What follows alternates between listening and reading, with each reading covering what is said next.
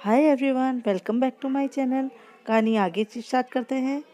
ईबो ने जान के माथे को चूमते हुए कहा कि चाहे हालात कितने भी बुरे हो, पर तुम मुझे अकेला छोड़कर जाने की बात कभी मत सोचना। मैं तुम्हारे बिना अपनी ज़िंदगी के बारे में सोच भी नहीं सकता। ईबो की इस बात सुनकर जान का एक बार फिर से रोने का मन हुआ और वो जोर जोर से रोने लगा। हाइक्यून ने जैसे ही जान के रोने की आवाज़ सुनी तो वो दौड़कर कमरे की तरफ आ गया। उसके पीछे पीछे जोचेंग और नी मिंगजू भी आ गए। हाइक्यून ने जैसे ही कमरे का दरवाज़ा खोला तो उसने देखा कि जान ईबो की बाहों में रो रहा है और ईबो उसे चुप कराने की कोशिश कर रहा है। ईबो का चेहरा दरवाजे की तरफ नहीं था, इसलिए उसे कुछ दिखाई नहीं दे रहा था, पर जान को सब दिखाई दे रहा था। उसने जैसे ही हाइक्यून के साथ बाकी लोगों को देखा तो उसने तुरंत रोना बंद कर दिया और वो अपने आंसू पोंछने लगा। वो नहीं चाहता था कि उसको ईबो के अलावा इस हालत में कोई और देखे। वो अपनी कमजोरियों को बस ईबो के सामने ही जाहिर कर सकता था। उन लोगों को देखते ही जान ने कहा कि आप आप सब लोग कैसे हैं? जोचेंग जान को ऐसे घूर रहा था जैसे वो उससे कहने की कोशिश कर रहा हो कि तुम्हें बहुत सारी बातों पर सफाई देनी है। जान को कमरे में एक नया चेहरा दिखाई दे रहा था। वो आर्मी के लिबास में था और उसके लिबास से ऐसा लग रहा था कि वो आर्मी में कोई बड़ा ऑफिसर है, पर उसे ये बात समझ में नहीं आ रही थी कि वो आखिर सिंगापुर में कर क्या रहा है। उसे देखकर ऐसा क्यों लग रहा है कि जैसे वो ईबो का सगा है। कहीं वो ईबो का भाई तो नहीं है? जान की बात सुनकर ईबो पीछे मुड़कर देखने लगा। उसने देखा कि वहां पर पूरी गैंग आई हुई है। वो उठकर जान के बगल में बैठ गया और उससे पूछा कि क्या चाहिए तुम्हें? तुम्हें कुछ चाहिए क्या? जान ने कहा, मुझे थोड़ी प्यास लग रही है, क्या मैं थोड़ा पानी पी सकता हूँ? जान की बात सुनते ही वहाँ खड़े लिबोन ने कहा कि मैं जान सर के लिए पानी लेकर आता हूँ। मैं जाता हूँ, मैं लेकर आता हूँ। इतना कहकर लिबोन कमरे से बाहर चला गया। तब तक हाइक्यून दोबारा से जान की जांच करने लगा। उसे चेक करने के बाद उसने कहा कि मुझे तो अब सब कुछ ठीक दिखाई दे रहा है, बस थोड़ी सी सूजन आ गई है। हाइक्यून की ये बात सुनते ही जोचेंग और इबो दोनों ने एक साथ पूछा, क्यों क्यों ये सूजन कैसे आ गई, मतलब क्यों? उन दोनों की आवाज़ एक साथ सुनकर हाइक्यून चौंक गया। फिर उसने जवाब दिया कि शायद कहीं भागते समय चोट लग गई है। ये कुछ हफ्तों में ठीक हो जाएगी, इसलिए तुम लोगों को चिंता करने की कोई ज़रूरत नहीं है। तब तक लिबोन भी पानी लेकर अंदर आ गया। उसने पानी का गिलास जान को दे दिया। जान एक ही घूंट में पूरा पानी पी गया। ये देखकर ईबो ने उससे पूछा, क्या तुम्हें और पानी चाहिए? जान ने नाम में सिर हिलाते हुए जवाब दिया, पर अचानक ही उसे कुछ याद आया और वो बिस्तर से उठने की कोशिश करने लगा। पर ईबो ने तुरंत उसे अपनी बाहों में पकड़ लिया और कहा कि अब तुम ये क्या कर रहे हो और तुम इस हालत में कहाँ जाने की कोशिश कर रहे हो? जान ने घबराते हुए जवाब दिया कि मेरे साथ एक बूढ़ा आदमी था और उसके साथ दो कुत्ते भी थे। क्या वो लोग सही सलामत है? जान की बात सुनकर हाइक्यून ने जवाब दिया कि तुम्हें चिंता करने की जरूरत नहीं है। तुम्हारे साथ जो बूढ़ा आदमी था वो भी पूरी तरह से ठीक है और उसके साथ जो कुत्ते थे वो भी बिल्कुल ठीक है। तभी नी मिंगजू ने कहा, जान सर, अगर आपकी तबीयत थोड़ी ठीक हो गई है तो क्या आप बता सकते हैं कि लियांग होंग के गुप्त ठिकाने कहाँ पर है? नी मिंगजू के सोचने का तरीका बिल्कुल अलग था। वो पहले अपने काम पर ध्यान देता था, उसके बाद उसके लिए उसका परिवार आता था। वो अपने परिवार के बारे में अपने काम के बाद सोचता था। भले ही जान उसका होने वाला ब्रदर इन लॉ था, पर अभी उसके लिए सिंगापुर की मदद करना ज़्यादा ज़रूरी था। जान ने मना करते हुए कहा कि नहीं, अभी मैं आपको उनके ठिकानों के बारे में कोई जानकारी नहीं दे सकता। अभी उसके लिए सही समय नहीं आया है, नी मिंगजू ने कहा। पर क्यों? मेरे लोग तो पूरी तरह से तैयार हैं। हम कुछ ही मिनटों में उन्हें पूरी तरह से धूल चटा देंगे और हम वहाँ पर किसी को भी जिंदा नहीं छोड़ेंगे। You don't worry. तब तक राष्ट्रपति का बेटा भी वहाँ पर आ गया था। उसने नीमिंगजू की बातों पर सहमति जताते हुए कहा कि हाँ, मैं भी इस शहर से उनके गैर कानूनी धंधों को जड़ से मिटाना चाहता हूँ। और तुम भी तो यही चाहते थे ना? जान ने जवाब दिया। हाँ, मैं भी यही चाहता हूँ, पर वहाँ पर बहुत सारे मासूम फंसे हुए हैं। मैं पहले उन लोगों की जान बचाना चाहता हूँ। मैं अपने फायदे के लिए उन मासूम लोगों की कुर्बानी नहीं देना चाहता। हाइक्यों ने कहा। मासूम लोग? तुम क्या कहना चाहते हो? अभी भी उनके धंधों में हजारों मासूम लोग फंसे हुए हैं और लियांग खानदान के लोग और उनके गुर्गे उनका अपने मतलब के लिए इस्तेमाल कर रहे हैं। फिर वो राष्ट्रपति के बेटे की तरफ मुड़ा और उसने कहा कि आपको क्या लगता है वो लोग किसी भी बात के लिए यहाँ पर राष्ट्रपति से शिकायत क्यों नहीं करते हैं? क्योंकि वहाँ पर जितने भी लोग फंसे हुए हैं उनके परिवार वाले इस शहर में रहते हैं और कोई भी इंसान अपने चाहने वालों को खोना नहीं चाहता है। और ये दरिंदे उनका इस्तेमाल करके उन मासूम लोगों को डराते धमकाते रहते हैं। मैं सही कह रहा हूँ ना? आप मेरी बातों का जवाब क्यों नहीं दे रहे हैं? क्या आपको पता था कि यहाँ पर ऐसा कुछ हो रहा है? आप इस देश के अगले राष्ट्रपति बनना चाहते हैं, पर क्या आपको पता है कि आपकी पीठ पीछे यहाँ पर क्या क्या हो रहा है? पता नहीं इन दरिंदों ने अब तक कितने लोगों को मौत के घाट उतारा है और हर रोज सैकड़ों लड़कियों की इज्जत लूटी जाती है। और आपको ये भी पता है कि इन सब में आपके देश की आर्मी इनकी मदद करती है। क्या ये सब देखकर आपका कभी खून नहीं खोला, या फिर आप ये सब जानकर भी चुपचाप बैठे हैं? जान ने अपने सवालों से राष्ट्रपति के बेटे को छलनी छलनी कर दिया। वो बस एक तक जान को देखे ही जा रहा था। जान ने फिर कहा, और आपको पता है जो लोग उनके लिए काम नहीं करते हैं या तो उन्हें अगवा कर लिया जाता है या उनके घर वालों को मार दिया जाता है। वो बात उन लोगों को बताने लगा जो उस बूढ़े आदमी ने उसे बताई थी। उसने कहा, ये काम इतना आसान नहीं होगा। हमें बड़ी चालाकी से लियांग होंग और उसके गैंग को खत्म करना होगा। जान की बात सुनने के बाद राष्ट्रपति के बेटे ने कहा कि हम लोगों को इसके बारे में कोई भी जानकारी नहीं थी। यहाँ का कोई भी लोग हमसे बात करने के लिए राजी ही नहीं होता, और अगर तुम जो भी कह रहे हो वो सच है तो हमें इस बारे में सोच समझ कर फैसला लेना चाहिए, क्योंकि मैं भी इतने सारे लोगों को एक साथ नहीं खोना चाहता हूँ। तभी निमिंजू ने पूछा कि पर आपको पता कैसे चलेगा कि यहाँ पर इतने सारे लोगों को बंधक बनाया गया होगा? जान ने कहा, जब मैं कैंप के अंदर था तब मैंने वहाँ के कमांडर बिग बॉस के लैपटॉप पर अपना कब्जा कर लिया था और मैं उसी के माध्यम से ईबो से कांटेक्ट करने की कोशिश कर रहा था। उसी दौरान एक फाइल मेरे हाथ में लगी और जब मैंने उस फाइल को खोलकर देखा तो मुझे पता चला कि वहाँ पर हजारों लोग फंसे हुए हैं और अगर सही से हम अंदाज़ा लगाए तो करीब करीब 10,000 लोग इस दलदल में फंसे हुए हैं। राष्ट्रपति के बेटे ने चौंक कर कहा कि क्या तुम्हें उस लैपटॉप में कुछ और मिला? जान ने मायूस होते हुए कहा कि हाँ, उस लैपटॉप में बहुत सारी चीज़ों के बारे में इंफॉर्मेशन थी, पर जब मैं अपनी जान बचाकर उस जगह से भाग रहा था तो मैं लैपटॉप के बारे में बिल्कुल ही भूल गया था। इसलिए अब मुझे पता नहीं है कि वो लैपटॉप कहाँ है। जोचेंग ने जैसे ही लैपटॉप के बारे में सुना तो उसने इशारों में लिबोन से कुछ कहा। जोचेंग का इशारा मिलते ही लिबोन उस कमरे से बाहर चला गया और थोड़ी देर बाद वापस आया। उसने अपने हाथ में कुछ ले रखा था। उसने जान को वो लैपटॉप दिखाते हुए कहा कि सर, क्या आप इस लैपटॉप के बारे में बात कर रहे हैं? ये लैपटॉप हमें जंगल में मिला था। लैपटॉप को देखकर जान खुश होकर मुस्कुराने लगा और उसने कहा कि हाँ, मैं इसी लैपटॉप के बारे में बात कर रहा था। लाइए, मैं जरा देखता हूँ कि इस लैपटॉप में क्या प्रॉब्लम हुई है। लिबोन ने जान को लैपटॉप देते हुए कहा कि सर, ये लैपटॉप पूरी तरह से ख़राब हो चुका है, इसलिए आप जरा इसे ध्यान से टच कीजिएगा और इसकी स्क्रीन भी पूरी तरह से टूट चुकी है।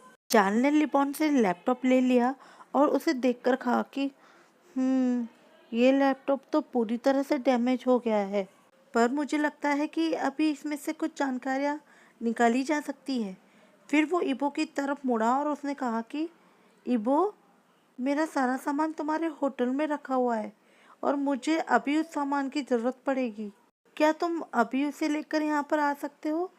इबो ने कहा कि हाँ, तुम उसके बारे में चिंता मत करो। मैं अपने असिस्टेंट से अभी कहता हूँ कि वो तुम्हारा सारा सामान लेकर यहाँ आ जाए। वहीं दूसरी तरफ नी मिंगजू को भी ये सब बातें हजम नहीं हो रही थी। उसने जान से कहा कि मुझे नहीं लगता कि अब इस लैपटॉप में कुछ बचा है। क्या आप पूरी तरह से श्योर हैं कि आप इसमें से कुछ इंफॉर्मेशन निकाल पाएंगे? और इसकी भी क्या गारंटी है कि जो भी इंफॉर्मेशन इसमें से मिलेगी वो हमारे फायदे की होगी? इससे बेहतर तो यही होगा कि आप हमें बता दें कि उनके ठिकाने कहाँ पर है। फिर हम लोग उन पर हमला करके उन लोगों को बचा लेंगे। और चाहे हम कितनी भी सावधानी रखें या हमें कितनी भी सावधानी बरतनी पड़े, कुछ लोगों की तो जान जाएगी। इसलिए मुझे तो लगता है कि हमें और देरी नहीं करनी चाहिए और उन लोगों पर हमला कर देना चाहिए। जान नी मिंजू को गुस्से से घूरने लगा और उसने कहा, देखिए, आपको देखने से तो ऐसा लगता है कि आप आर्मी के बहुत बड़े ऑफिसर हैं, पर मेरे काम करने का तरीका कुछ अलग है और मैं ये बिल्कुल भी नहीं चाहता कि उसमें से एक भी आदमी की जान जाए। और अगर आप मेरे तरीके से काम नहीं करना चाहते तो आप यहाँ से जा सकते हैं। और दूसरी बात ये कि ये मेरा मिशन है, इसलिए जो मैं कहूँगा वही होगा। और अगर आपको मेरे साथ काम करना है तो आपको मेरी बातें बिना शर्त के माननी होगी। नी मिंजू ने कहा, आपको पता भी है कि अगर हम आपके हिसाब से आपकी बात मानकर काम करेंगे तो इससे हमारा कितना नुकसान होगा? क्या आपको ऐसा लगता है कि जब भी आप हमें बुलाएंगे तो हम आपके पास आएंगे? फिर उसने अपने आप से कहा, इस लड़के को क्या फर्क पड़ता है कि यहाँ पर इसमें कितना पैसा खर्च होने वाला है, क्योंकि मुझे अच्छी तरह से पता है इन सब नुकसान की भरपाई तो मेरा भाई करने वाला है। अगर हम इसके प्लान के हिसाब से काम करेंगे तो हमारी पक्की हार ही होने वाली है। नी मिंजू ये सब बातें अपने आप से कह रहा था, पर आखिरी वाली लाइन वहां पर खड़े सभी लोगों ने सुन ली थी। चोचेंग जान के सपोर्ट में कुछ कहना चाहता था, पर जान ने उसे इशारों ही इशारों में चुप करा दिया। नी मिंजू की बातें सुनकर राष्ट्रपति का बेटा भी मुंह बनाने लगा। ये बात सच थी कि सारे खर्चों की भरपाई इबो ही कर रहा था, पर उसके बदले में उसने सिंगापुर की सरकार के साथ एक करार भी किया है, जिसमें वांग ग्रुप और रोबोटिक टेक्नोलॉजी के साथ मिलकर वो यहाँ पर एक प्लांट खोलेंगे और उस प्लांट के लिए जमीन यहाँ की सरकार उन्हें फ्री में मुहैया करवाएगी। नी मिंजू की बातों का जवाब देते हुए जान ने कहा कि आप मेरे बारे में जो भी सोचते हो, पर मैं आपको एक बात बताना चाहता हूँ कि यहाँ पर जो भी खर्चा हो रहा है उसकी भरपाई मैं खुद करूँगा। भले ही आपका भाई बहुत पैसे वाला है, पर मैं अपने खर्चों के लिए किसी और आदमी का इस्तेमाल नहीं करता। मेरे पास इतने पैसे हैं कि मैं अपना ख्याल खुद रख सकता हूँ। फिर जान नी मिंजू की आंखों में देखने लगा और उसने कहा कि और आप ये कैसे सोच सकते हैं कि अगर आप लोग मेरे प्लान के हिसाब से काम करेंगे तो आप लोगों की हार होगी? क्या मैं अकेले इस प्लान पे काम कर रहा हूँ? आप लोग भी तो मेरे साथ ही काम करने वाले हैं और मुझे आशा है कि आप यहाँ से नहीं जाएंगे, क्योंकि मुझे आपकी सख्त जरूरत है। जान की बात सुनकर नी मिंजू मुस्कुराने लगा और उसने कहा कि पर अभी तो आप कह रहे थे कि आप जो कहेंगे वही होगा। जान ने जवाब दिया, मैं अपनी बात फिर दोहराना चाहता हूँ। मैं ऐसा इसलिए कह रहा था क्योंकि सिर्फ मुझे पता है कि उन लोगों के ठिकाने कहाँ पर है। और जहाँ तक नियम कायदे की बात है तो मैं सिर्फ इतना चाहता हूँ कि इस मिशन में किसी भी मासूम की जान ना जाए। क्या आप लोग इतना भी नहीं कर सकते हैं? एक बार के लिए सोचिए, जो लोग वहाँ सालों से फंसे हुए हैं, क्या आप लोग नहीं चाहते कि वो भी अपने किसी परिवार वाले या चाहने वाले से मिले? उन्हें भी तो एहसास हो कि उनका भी कोई इस दुनिया में इंतजार कर रहा है। जान और नी मिंजू के बीच एक तीखी बहस चल रही थी, पर ईबो और हाइक्यून को छोड़कर किसी के भी समझ में नहीं आ रहा था कि आखिर हो क्या रहा है। नी मिंगजू भले ही उन लोगों के सामने सख्ती से बात कर रहा था, पर अंदर ही अंदर उसकी हालत खराब हो रही थी। उसे अपनी आंखों पर विश्वास नहीं हो रहा था कि उसका होने वाला ब्रदर इन लॉ इतना तेज तर्रार है। और वो दिल का बहुत अच्छा है। वो अपने से ज्यादा दूसरे लोगों की फिक्र करता है। वो अच्छी तरह से समझ रहा था कि जान जो भी कह रहा है वो बिल्कुल सही है। अगर अचानक ही उन लोगों पर हमला किया जाएगा तो इसमें कई मासूम लोगों की जानें जा सकती हैं। वहीं दूसरी तरफ उसे अपने लोगों की भी चिंता थी, क्योंकि वो अपने आदमियों को भी नहीं खोना चाहता था। इसलिए ये मिशन तभी कामयाब होगा जब सभी लोग अपने घर सुरक्षित पहुंच जाएंगे। जान की बातों से उसे साफ साफ दिख रहा था कि वो मेरे भैया के साथ पैसों के लिए नहीं है। अब उसे ये बात बहुत अच्छी तरह से समझ आ गई थी कि उसके भैया जान को इतना पसंद क्यों करते हैं। ईबो अपने भाई की तरफ देखकर मन ही मन मुस्कुरा रहा था, क्योंकि जान उसकी अच्छी तरह से क्लास ले रहा था। वो उन दोनों के बीच में कुछ भी नहीं बोलना चाहता था।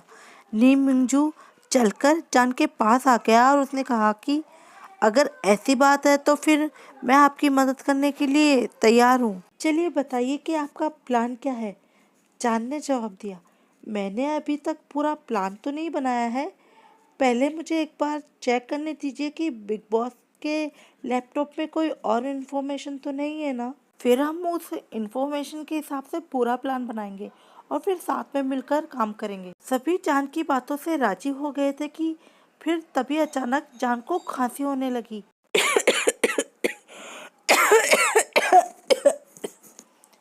इबो तुरंत जान के पास चला गया और उसे छूकर देखने लगा कि कहीं उसे बुखार तो नहीं है। जैसे ही उसने जान के माथे को छुआ तो उसे एहसास हो गया कि जान को बुखार आ गया है। उसने उन सभी से कहा कि सब लोग अभी के अभी बाहर चले जाओ, इसे अभी आराम की जरूरत है। फिर वो जान को सुलाने की कोशिश करने लगा, पर जान ने उसे बीच में ही रोकते हुए कहा कि ईबो, मैं पूरी तरह से ठीक हूँ। पर ईबो उसकी बात मानने को बिल्कुल भी तैयार नहीं था। उसने जान से कहा, चाहे तुम कुछ भी कह लो, पर तुम्हें आराम की सख्त जरूरत है और अभी मैं तुम्हारी कोई बात नहीं सुनने वाला, समझे। वहाँ पर खड़े सभी लोग ईबो की बातों को अच्छी तरह समझते थे, इसलिए किसी ने भी कुछ नहीं कहा और वहाँ से बाहर चले गए। वहाँ से जाने से पहले जोचेंग जान के पास आया और उसका बिस्तर ठीक करते हुए कहा कि तुम्हें किसी भी चीज़ की ज़रूरत हो तो तुम मुझे बता सकते हो। मैं तुम्हारे लिए वो चीज़ किसी भी हालत में लेकर आऊँगा, ठीक है। ईबो ने जैसे ही जोचेंग की ये बातें सुनी, उसे फिर से जलन होने लगी और उसने कसकर जान को अपनी बाहों में पकड़ लिया, जैसे वो जोचेंग को दिखाना चाहता हो कि तुम चाहे कुछ भी कर लो, पर जान पूरी तरह से मेरा है। जान ने जोचेंग से कहा, दरअसल मुझे लैब से किसी चीज़ की ज़रूरत है, क्या आप उसे लेकर आ सकते हैं यहाँ पर। फिर उसने जोचेंग के कानों में धीरे से कुछ कहा। जोचेंग ने जवाब दिया, तुम उसके बारे में चिंता मत करो। फिर जाते जाते उसने जान से कहा कि तुम्हें पता है ना कि हमें बहुत सारी चीज़ों के बारे में आपस में बात करनी है, इसलिए अगली बार इसके लिए तैयार रहना। भले ही जान ईबो को बहुत सालों से जानता था, पर जोचेंग भी इस बारे में जानना चाहता था कि आखिर उन दोनों के बीच में चल क्या रहा है और 7 साल पहले उनके बीच में क्या हुआ था। जैसे ही जोचेंग कमरे से बाहर गया तो ईबो ने पूछा, वैसे तुम मुझसे क्या मांगने की बात कर रहे थे। जान ने मुस्कुराते हुए कहा, कुछ दिनों में तुम्हें भी पता चल जाएगा। अगली सुबह जान जल्दी सोकर उठ गया और उठते ही वो अपने काम में लग गया। ईबो भी उसके पास ही बैठा हुआ था।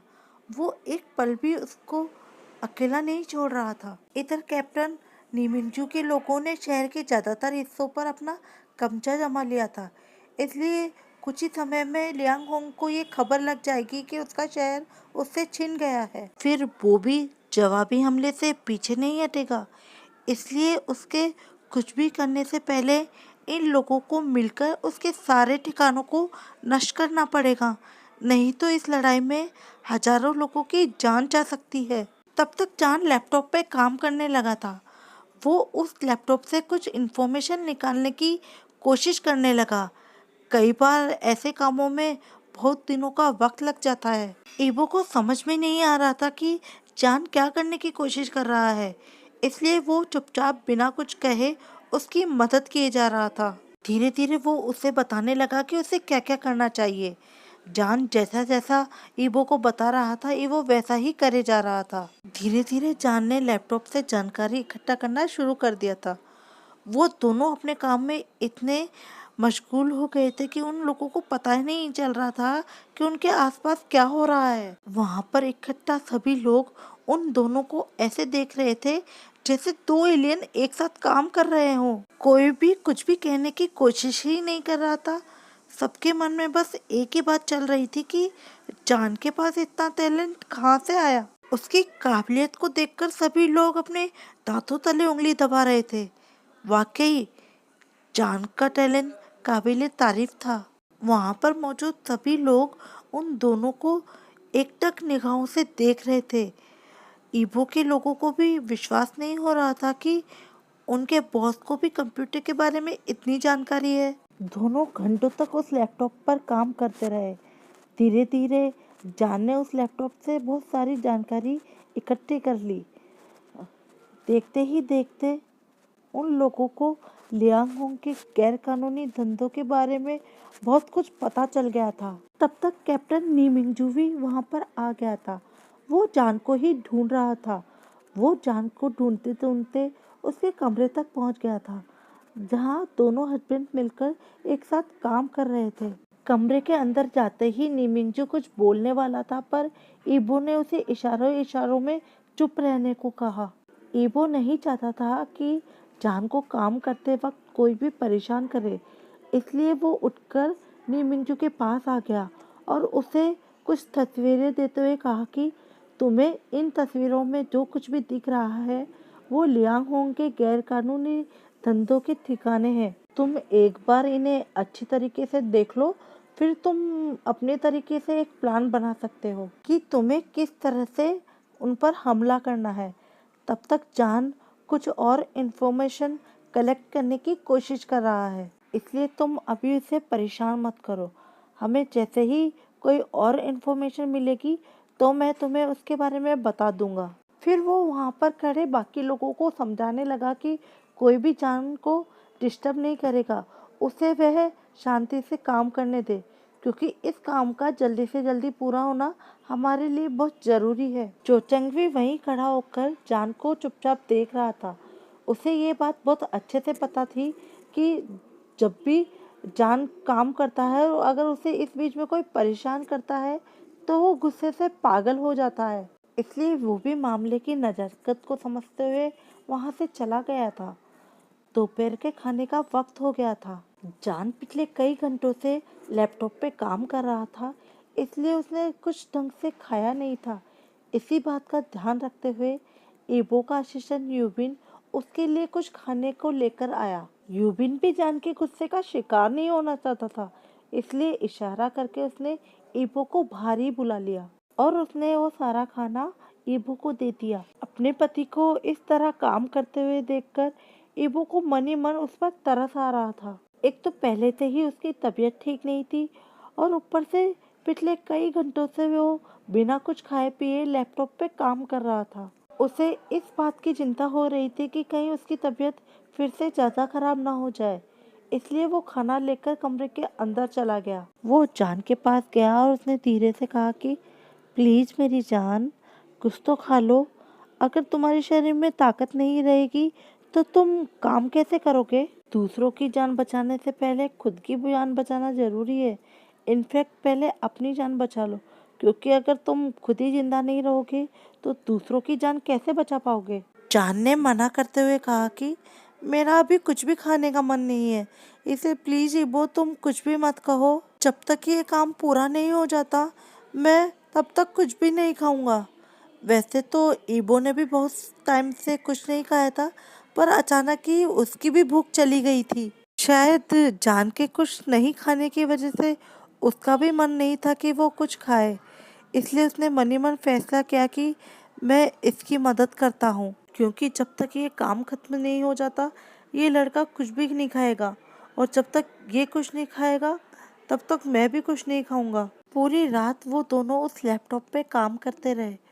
कुछ पीने के अलावा उन दोनों ने कुछ भी नहीं खाया था। तभी अचानक जान खुशी के मारे चिल्लाने लगा, ये आखिरकार हमारा काम पूरा हो ही गया। अब हमें सब कुछ पता चल सकता है कि आखिर वहाँ क्या हो रहा है और उन लोगों को कैसे बचाया जा सकता है।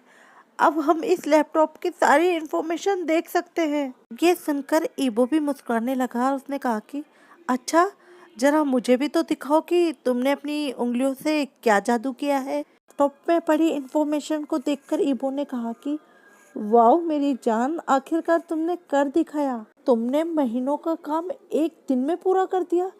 ये सपना तो हर इंजीनियर देखता है। इसके लिए तुम्हें कुछ ना कुछ इनाम तो मिलना ही चाहिए।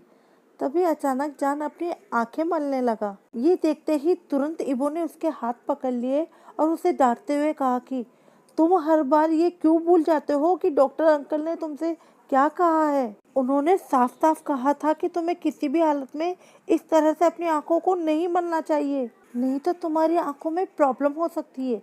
पर तुम हो कि एक शैतान बच्चे की तरह एक भी बात नहीं सुनते हो। मुझे लगता है कि अब तुम्हें सजा देने का वक्त आ गया है। और ये कहते ही ईबो ने जान को अपने करीब खींचकर उसे लिप पर किस करना शुरू कर दिया। आज के लिए इतना ही। Thanks for watching.